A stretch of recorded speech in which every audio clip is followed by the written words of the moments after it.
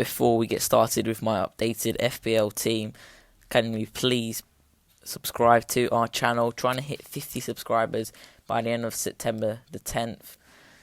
Much appreciated. Also, the league code is here, so if you want to join, here's the league code.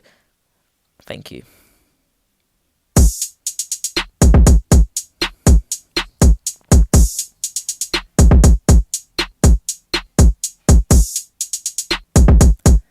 And welcome to today's video, and this is the team.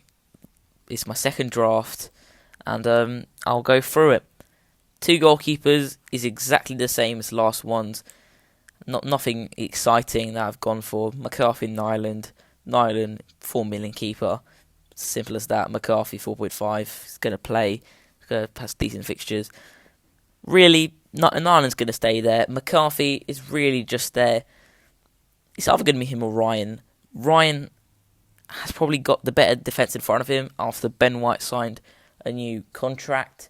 But Southampton do have the fixtures, so I've gone for fixtures instead of the better defence. So McCarthy's in for me.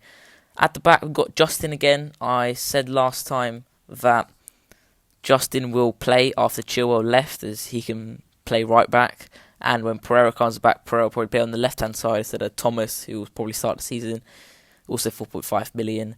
But Justin, we've seen him get attacking returns. He likes to go up the pitch, so that's quite good for me. Next up, we've got 2 Liverpool players. One of them is Trent Alexander-Arnold, which I said last time. He can score free kicks, take corners. The good thing was that he's back in training after the Community Shield match. He should be fit for the first opening match. And, I've trusted him for the past 2 seasons. Why trust him for the third? Next up, we've got Andrew Robertson, who is 0.5 million cheaper than Trent, which is it's a big risk, because here is last year loads of people have 2 Liverpool defenders, and it started very, very, very rocky because Liverpool weren't keeping the clean sheets at the start.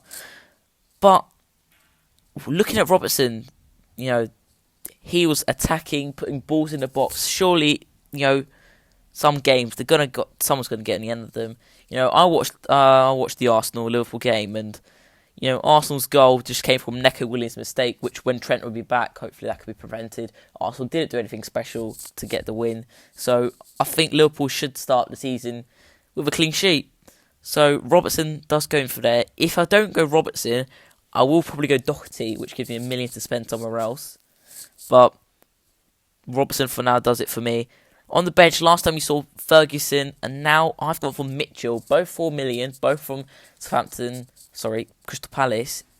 It's a bit like Wan-Bissaka and Kelly 2 seasons ago. People went for Wan-Bissaka and it paid off. But Mitchell is going to pay off. The past 2 pre-season matches, he started at left back, and why is it going to stop that? Not going to do a massive rotation because of Ferguson. Mitchell did play towards the end of the season thanks to the Van Aanholt injury. Van Aanholt is out long term. It's a bit like Vinagre, like Johnny. But Mitchell is going to play 4 million. Happy days. And again, Taylor, I said it last time, Burnley, you could play him against any team and you'd expect them to probably keep a clean sheet some games. Burnley always been a defensive team. They won't change unless Sean Dyche leaves, who hopefully he won't. But Taylor's in. We move on to the midfield. And the first player is Hakim Ziyech. So this position is probably going to be a Chelsea player. It's going to be him, Pulisic, or Mason Mount. I haven't decided yet. So far it is Ziyech. I've got 0.5 million to spend, so I can afford the Pulisic. But basically, in game week 2, I'll take that position out and get Mason Greenwood. Mason Greenwood, a Man United player, that cheap. He's a must-have, Fernandes is better, but for 3 million... Greenwood's just so much better. He's going to continue with the form. He's young. He wants to prove himself this year's season in the Prem.